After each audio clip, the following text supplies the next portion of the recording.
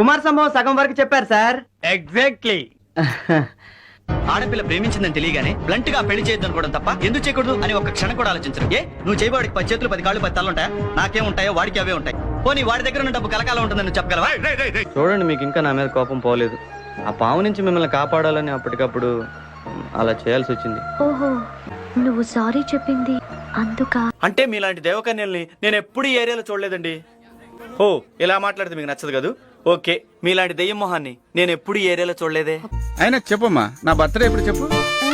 అది ఏది తాతగారు తద్దినానికి ముందు 9, 10. అలా తల పీకుకమ్మా, చుట్టూ రాలిపోద్ది. వాళ్ళు చెడిపోయింది కాకుండా మనల్ని కూడా చెడగొట్టడానికి ట్రై చేస్తున్నారు. ఆఖరికి మన బోస్ గాడు కూడా పట్టుకో చెప్తాను. ఒరే బోస్, మనం ఎంతమందిని చూడలేదురా. ఆ రాముగాడు మొన్నటిదాకా కీర్తి కనపడపోతే చచ్చిపోతాడు, ఇప్పుడు కీర్తి కనపడితే చచ్చిపోతా అన్నాడు. ఏంటన్నా బలవంతంగా రేప్ చేసినట్టు మాడుతున్నారు? బస్, నేను అను స్కూల్ డేస్ లోనే లవ్ చేసుకున్నాం. ఏనాటికైనా తనే నా భార్య. అన్నా, ఈ జీతం డబ్బులతో పెళ్లి పిల్లలు అంటే నేను ఎలా బతికించాలనా?